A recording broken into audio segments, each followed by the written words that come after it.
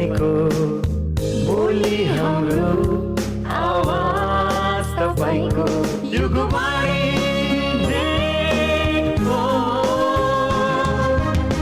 तथ्य शीघ्र समाचार विश्लेषण विचार युगवाणी नेटवर्क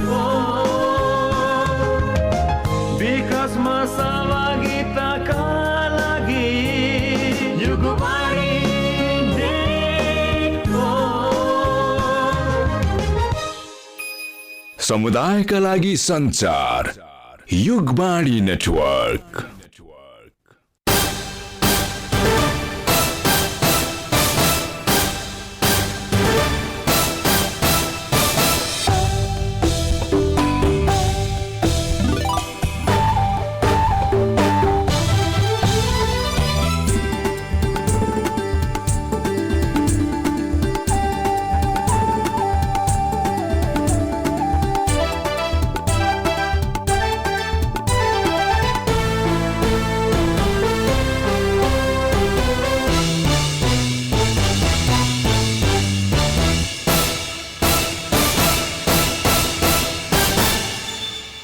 नमस्कार। युगवाणी मिडिया नेटवर्कले राजधानीमा तयार पारेको बिहान 9:30 बजेको खबरवाणीबाट अनुसा सुवारको।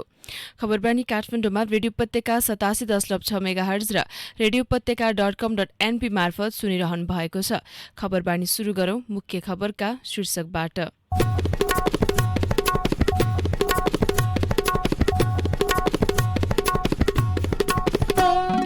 राजनीतिक दल सम्बन्धी अध्यादेश प्रतिस्थापन विधेयक ल्याउने सरकारको तयारी। कांग्रेसका प्रभावशाली नेताहरूको बैठक बस्दै। सत्ता गठबन्धनको बैठक आज पनि बस्दै। विप्लव नेकपाको महाधिवेशन फागुनमा। फाइजर खोपको थप 50 करोड मात्रा विकासशील देशलाई दिने अमेरिकाको घोषणा। र आइपीएल क्रिकेटमा दिल्लीले हैदराबादलाई 8 विकेटले हरायो।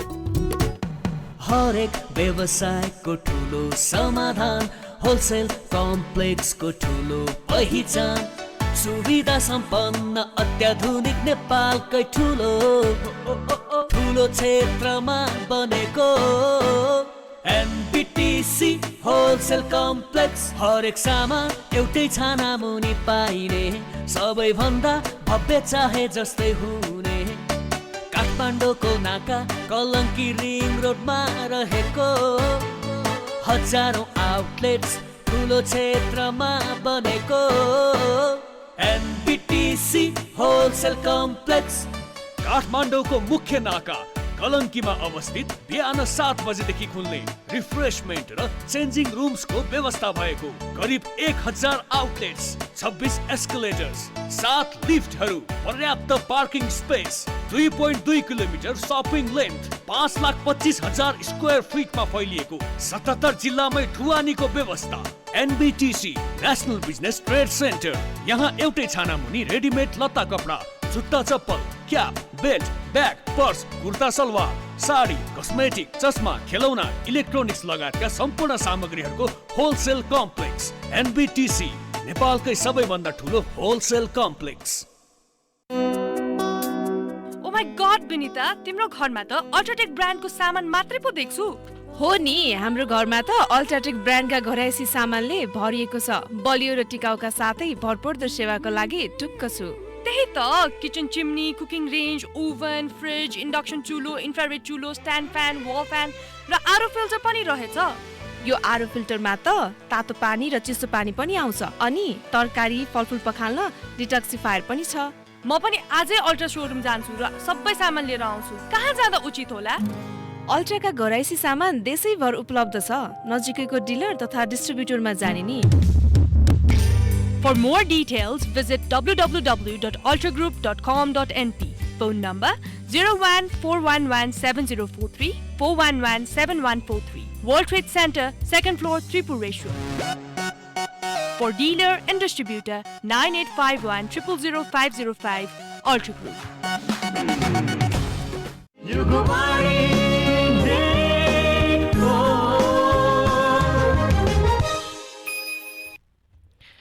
अब खबर विस्तारमा। सरकारले आज राजनीतिक दल सम्बन्धी अध्यादेशको प्रतिस्थापन विधेयक ल्याउने तयारी गरेको छ। दिउँसो 2 बजे बस्ने प्रतिनिधि सभा बैठकमा राजनीतिक दल सम्बन्धी अध्यादेशको प्रतिस्थापन विधेयक पेश गर्ने सरकारको तयारी रहेको छ।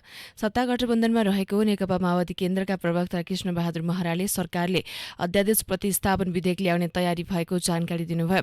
प्रतिस्थापन विधेयक पास भएपछि सरकारले केही समय अघि ल्याएको राजनीतिक दल सम्बन्धी अध्यादेश खारेज हुनेछ। सरकारले 20% केन्द्रीय सदस्य अथवा सांसदले दल विभाजन गर्न सक्ने गरी राजनीतिक दल सम्बन्धी ऐनमा अध्यादेश मार्फत संशोधन गरेको थियो। सोही व्यवस्था अनुसार नेकपा एमाले विभाजन भएर माधव कुमार नेपालको नेतृत्वमा नेकपा एकीकृत समाजवादी र जनता समाजवादी पार्टी विभाजन भएर महन्त ठाकुरको नेतृत्वमा लोकतान्त्रिक समाजवादी पार्टी गठन भएका छन्। सरकारले गत भदौ 2 गते जारी गरेको अध्यादेश भदौ 23 गते प्रतिनिधि सभामा पेश गरेको थियो। संविधान अनुसार यसरी जारी भएको अध्यादेश संसदमा पेश भएको 60 दिनसम्म लागू रहन्छ। 60 दिन भने कार्तिक 21 गते मात्र पुग्नेछ। सत्ता गठबन्धनमा रहेको जनता समाजवादी पार्टीले अध्यादेश खारेज गर्नुपर्ने अडान राख्दै आएका छन्। जसपा अध्यक्ष उपेन्द्र यादवले अध्यादेश लागू रहँदै आफ्नो पार्टीमा सरकारमा सहभागी भए फुटाउन सक्ने बताउँदै आएका छन्। अध्यादेश कायमै रहेकाले नै मन्त्री परिषदलाई पूर्णता दिन ढिलाइ भइरहेको छ। प्रतिस्थापन विधेयक ल्याउने तयारी भए पनि संसद सचिवालयले जारी गरेको कार्यसूचीमा भने आर्थिक लगायत अन्य आश्रित विधेयकहरू छलफल गरी पारित गर्ने जनाइएको छ। त्यस्तै आजै राष्ट्रिय सभाको बैठक पनि बस्दैछ। बैठकमा विनियोजन विधेयक 2078 पारित गर्ने तयारी गरिएको छ। दिउँसो 2 बजे बस्ने बैठकमा विनियोजन विधेयक पारित हुने राष्ट्रिय सभा सचिव राजेन्द्र फुयालले जानकारी दिनुभयो।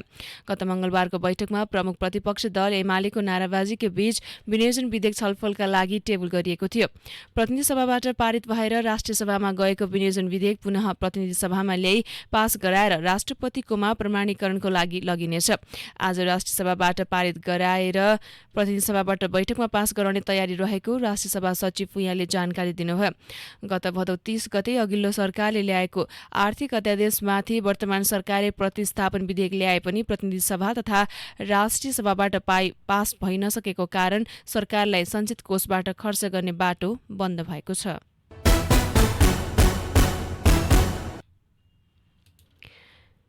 नेपाली कांग्रेसका पदाधिकारी र पूर्व पदाधिकारी तथा प्रभावशाली नेताहरूको बैठक आज बस्दैछ। बैठक संसदीय दलको कार्यालय सिंहदरबारमा दिउँसो 3 बजे बस्ने बताइएको छ। कांग्रेस नेता गोपालमान श्रेष्ठका अनुसार महाधिवेशन र सरकार विस्तारका विषयमा छलफल गर्न बैठक बोलाइएको हो। शेरबहादुर देउवाको नेतृत्वमा सरकार गठन भएको 2 महिना बढी बितिसक्दा पनि मन्त्री परिषदले पूर्णता पाउन सकेको छैन। सत्ता गठबन्धन दलका मात्र होइन, देउवाले आफ्नै दलका संस्थापनेतर समूहलाई समेत मन्त्री परिषदमा समेट्न सक्नु भएको छैन। पौडेल समूहका नेताका अनुसार आजको बैठकमा पौडेल समूहले आफूहरूले पाउने मन्त्रालयको संख्या माग गर्ने, भागभण्डा टुङ्गो लगाउन दबाव दिने तयारी गरेको छ। यस्तै कांग्रेस क्रियाशील विवादका कारण वडा अधिवेशन हुन नसकेका जिल्लाका बारेमा पनि बैठकमा छलफल हुनेछ। वडा अधिवेशन सकिएका 65 जिल्लामा कांग्रेसले पालिका अधिवेशन असोज 9 मै गर्ने तयारी गरेको छ। पालिका अधिवेशनपछि बाँकी अधिवेशन दशैंपछि सार्ने कांग्रेसको तयारी रहेको छ।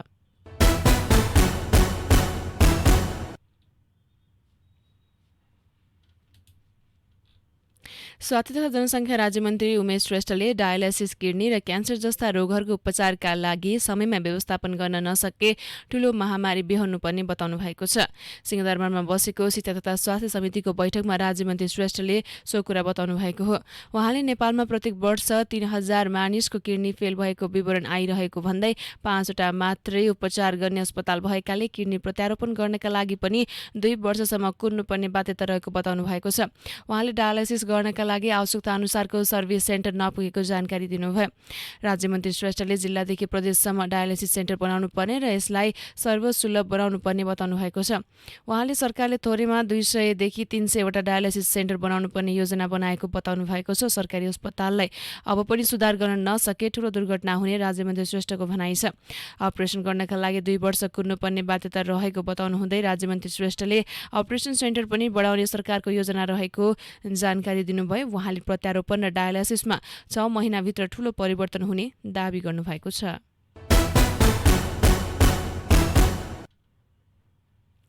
नेत्रविक्रम चन्द विप्लवको नेतृत्वको नेपाल कम्युनिस्ट पार्टीको महाधिवेशन फागुनमा हुने भएको छ।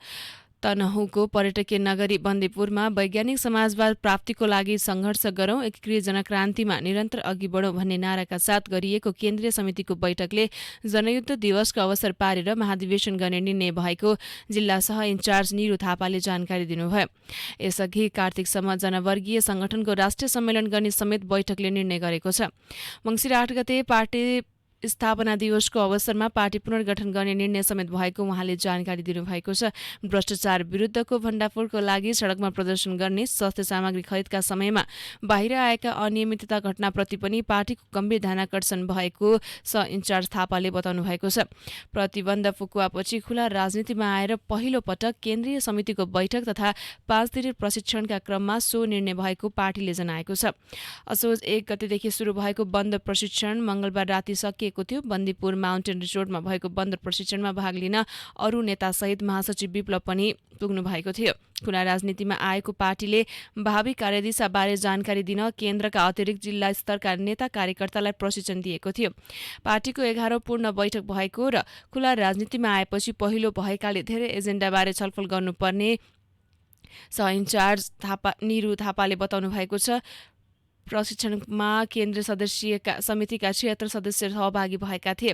बैठकले एमसीसी सम्झौता राष्ट्रघाती भन्दै त्यसलाई पास हुन नदिन राष्ट्रवादी शक्तिसँग मोर्चाबन्दी गर्ने निर्णय गरेको थापाले बताउनुभयो। मोर्चाबन्दीसँगै कार्यगत एकता समेत गर्ने निर्णय गरेको उहाँको भनाइ थियो। विप्लव लगायतको नेताको सुरक्षाका लागि पार्टीका पूर्व जनमुक्ति सेनाका सदस्य र युवा गरी 150 जना खटिएका थिए।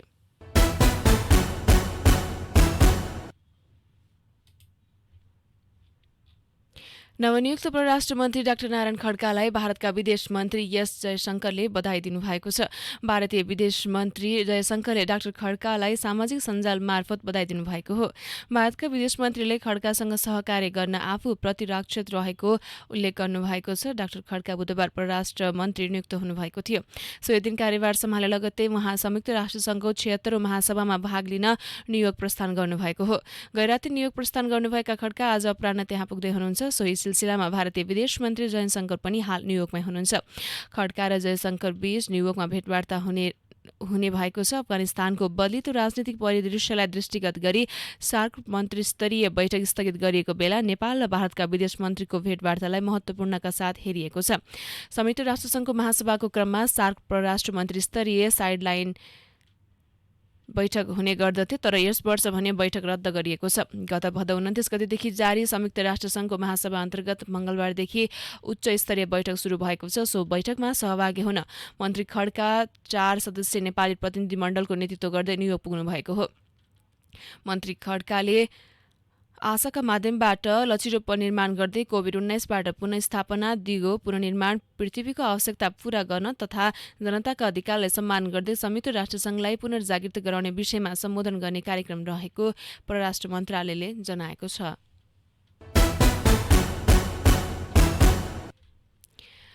नेकपा एकीकृत समाजवादीले आज पार्टीको महासचिव, स्थायी कमिटी, पोलिट ब्युरो र केन्द्रीय कमिटिका सदस्यहरूको टुङ्गो लगाउँदैछ। आज बिहान 11 बजे बस्ने केन्द्रीय कमिटी बैठकले पार्टी महासचिव टुङ्गो लगाउनुका साथै केन्द्रीय कमिटिको संख्या तोक्ने सम्भावना रहेको एक नेताले बताएका छन्। महासचिवमा डाक्टर बेदुराम भुसालको सम्भावना रहेको स्रोतको भनाइ छ। महासचिवका लागि भुसालसँगै मुकुन्द नेउपाने, राजेन्द्र पाण्डे, गङ्गालाल तुलाधर, प्रकाश ज्वाला, डाक्टर विजय पौडेल लगायतले दावी गर्नुभएको छ। यीमध्ये पनि पाण्डे र पौडेलको दावी सशक्त रहेको एक नेताले बताएका छन्। पार्टी संरचनालाई पूर्णता दिन गत मंगलबारदेखि केन्द्रीय कमिटी बैठक सुरु भएको थियो। आज बैठक बस्ने योजना रहेको छ। केन्द्रीय कमिटिको संख्या अनुसार पोलिट ब्युरो र स्थायी कमिटी सदस्यहरू टुङ्गो लगाइनेछ। केन्द्रीय कमिटिको 1/3 पोलिट ब्युरो र पोलिट ब्युरोको 1/3 स्थायी कमिटी सदस्य हुनेछन्।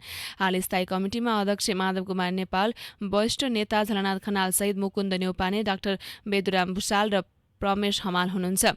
एकीकृत समाजवादीले यसअघि प्रदेश इन्चार्जहरू तोकेको थियो। प्रदेश 1 मा गणेन्द्र बस्नेत, प्रदेश 2 मा धर्मनाथ शाह, बागमती प्रदेशमा केदार नेउपाने, गण्डकी प्रदेशमा केशवलाल श्रेष्ठ, लुम्बिनी प्रदेशमा भागवत विश्वासी र कर्णाली प्रदेशमा प्रकाश ज्वाला इन्चार्ज हुनुहुन्छ। सुदूरपश्चिमको इन्चार्ज भने तोकिएको छैन। त्यसैगरी उपत्यकाका विशेष प्रदेश इन्चार्ज विश्वनाथ प्याकुरे, सम्पर्क विशेष प्रदेश इन्चार्ज विजय गुरुङ र मोर्चा इन्चार्ज डाक्टर विजय पौडेल हुनुहुन्छ। सरकारले काठमाडौँ उपत्यकामा चाडपर्व लक्षित बजार अनुगमन सुरु गरेको छ। जिल्ला प्रशासन कार्यालयको संयोजनमा सबै नियमकारी निकायका अधिकारी सम्मिलित टोलीले अनुगमन सुरु गरेको हो। वाणिज्य आपूर्ति तथा उपभोक्ता संरक्षण विभागका महानिर्देशक प्रकाश पौडेलले चाडपर्वलाई लक्षित गरेर आजबाट बजार अनुगमन सुरु गरेको बताउनु भएको हो।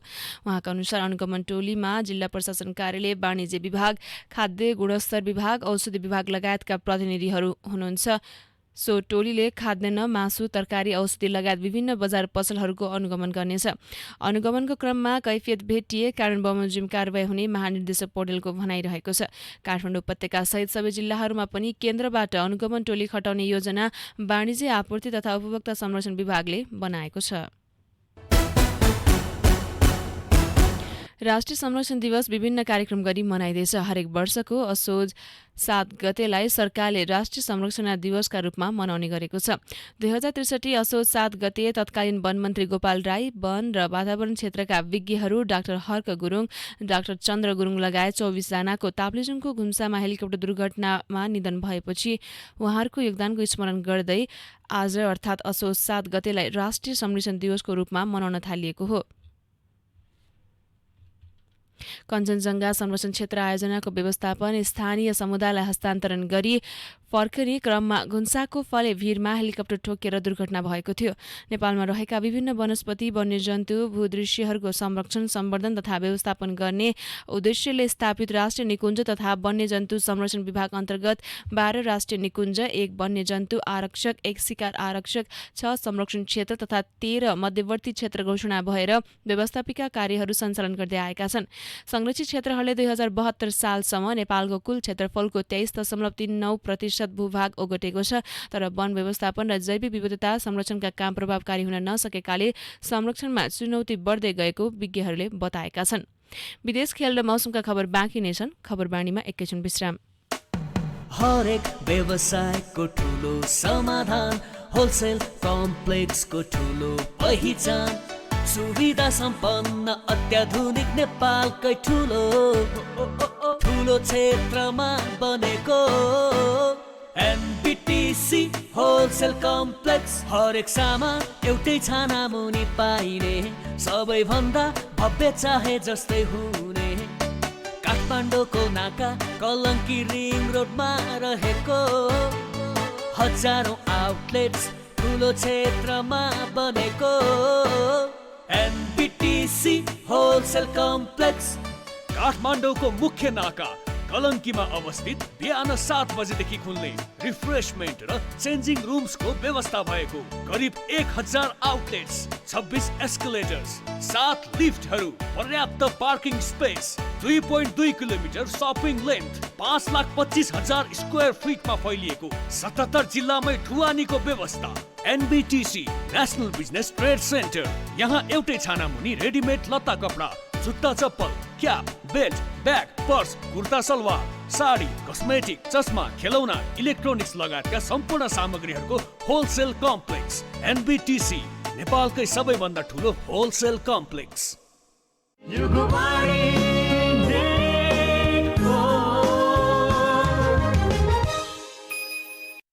खबरबाणीमा पुनः स्वागत छ। अब विदेशका खबर।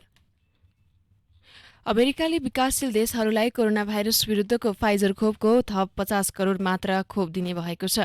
अमेरिकी राष्ट्रपति जो बाइडेनले आउँदो वर्षदेखि फाइजरको थप 50 करोड मात्रा प्रदान गर्ने घोषणा गर्नुभएको हो। संयुक्त राष्ट्रसङ्घको महासभा अन्तर्गत भएको भर्चुअल कोभिड-19 साइडलाइन सम्मेलनलाई सम्बोधन गर्दै बाइडेनले खोपको पहुँच विस्तारका लागि सहयोगको घोषणा गर्नुभएको हो।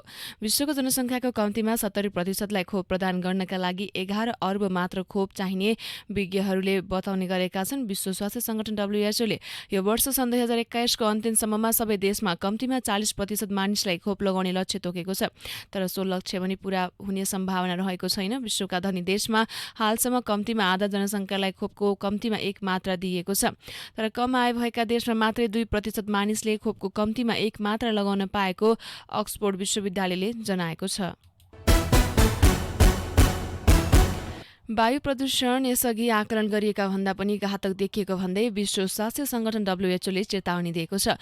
WHOले वायु प्रदूषणको प्रमुख कारक मध्ये एक नाइट्रोजन अक्साइड उच्च सुरक्षा तहको मापदण्ड घटाएको छ। WHOका अनुसार वायु प्रदूषणका कारण विश्वभर हरेक वर्ष करिब 70 लाख मानिसको अकालमा मृत्यु हुने गरेको छ।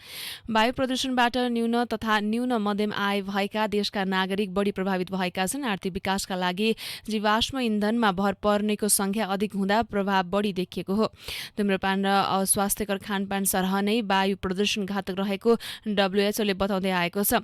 WHOले आफ्नो 194 सदस्य राष्ट्रलाई उत्सर्जन कम गर्न र जलवायु परिवर्तनको प्रभाव न्यूनीकरणका लागि प्रयास थाल्न आग्रह गरेको छ। आउँदो नोभेम्बरमा हुने COP26 सम्मेलन अघि WHOको यस्तो चेतावनी तथा आग्रह गरिएको हो।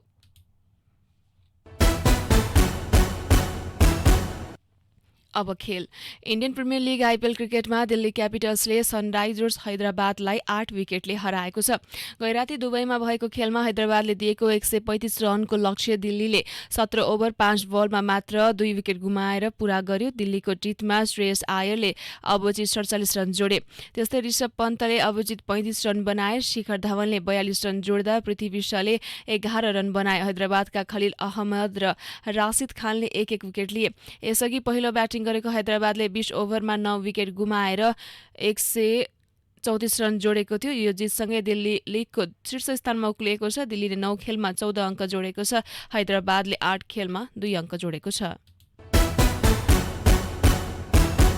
अब मौसम। देशभरको मौसम आज आंशिकदेखि सामान्य बदली भई केही स्थानमा मेघ गर्जन र चट्याङसहित हल्कादेखि मध्यम वर्षाको सम्भावना रहेको जल तथा मौसम पूर्वानुमान महाशाखाले जनाएको छ। देशभर अहिले भारतको पश्चिम राजस्थान आसपासमा रहेको तथा झारखण्ड आसपासमा अवस्थित न्यूनचापीय क्षेत्रहरूको आंशिक प्रभाव रहेको छ।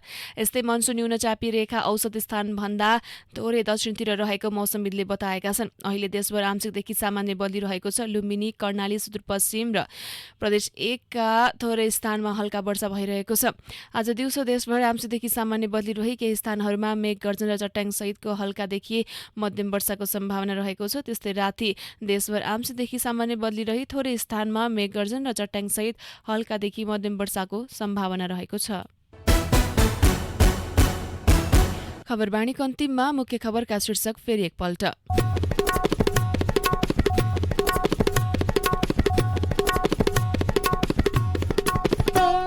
राजनीतिक दल सम्बन्धी अध्यादेश प्रतिस्थापन विधेयक ल्याउने सरकारको तयारी। कांग्रेसका प्रभावशाली नेताहरूको बैठक बस्दै। सत्ता गठबन्धनको बैठक आज पनि बस्दै। राष्ट्रिय संरक्षण दिवस आज विभिन्न कार्यक्रम गरी मनाइँदै। फाइजर खोपको थप 50 करोड मात्रा विकासशील देशलाई दिने अमेरिकाको घोषणा र IPL क्रिकेटमा दिल्लीले हैदराबादलाई 8 विकेटले हरायो। युगवाणी मिडिया नेटवर्कले राजधानीमा तयार पारेको खबरवाणी अहिलेलाई यति नै। 11:30 बजे खबरवाणी लिएर फेरि आउनेछौँ। यसपछि आजको मुद्दाको पुनः प्रसारण सुन्न सक्नुहुन्छ। हामीलाई सुन्दै रहनुहोला। नमस्कार।